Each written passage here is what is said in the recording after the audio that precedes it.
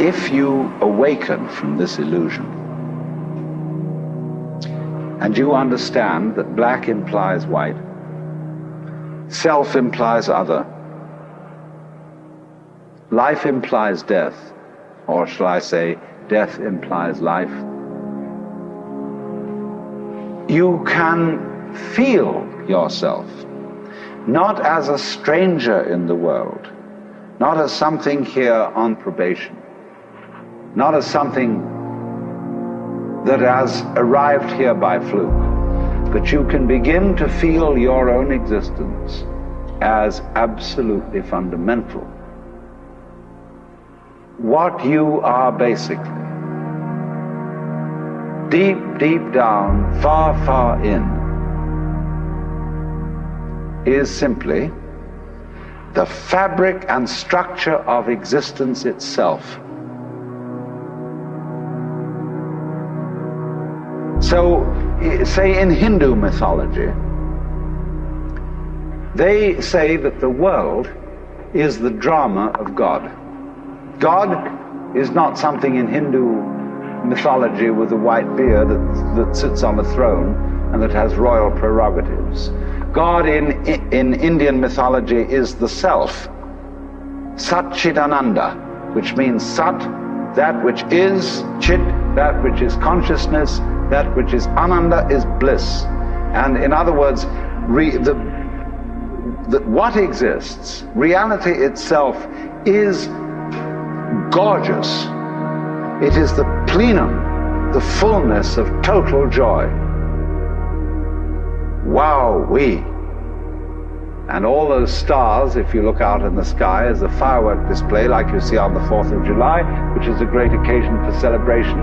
The universe is a celebration. It is a fireworks show to celebrate that existence is. Wow-wee. And then they say, but however, there's no point just in sustaining bliss. Let's suppose that you were able every night to dream any dream you wanted to dream.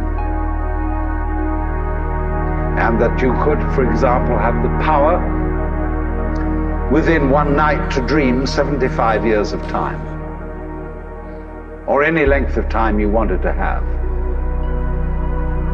And you would naturally, as you began on this adventure of dreams, you would fulfill all your wishes.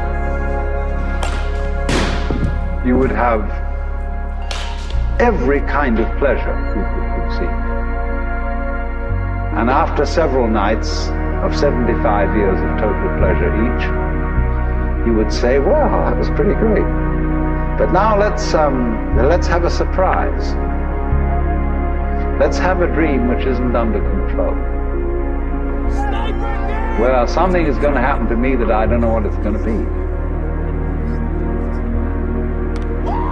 And you would dig that and come out of that and say, wow, that was a close shave, wasn't it?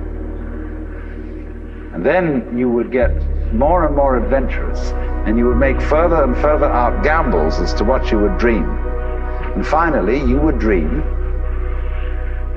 where you are now. You would dream the dream of living the life that you are actually living today. That would be within the infinite multiplicity of choices you would have, of playing that you weren't God. Because the whole nature of the Godhead, according to this idea, is to play that he's not. The first thing he says to himself is, man, get lost. Because he gives himself away. The nature of love is self-abandonment, not clinging to oneself, throwing yourself out, as in, for example, in basketball, you're always getting rid of the ball. You say to the other fellow, have a ball, see? And that keeps things moving. That's the nature of life.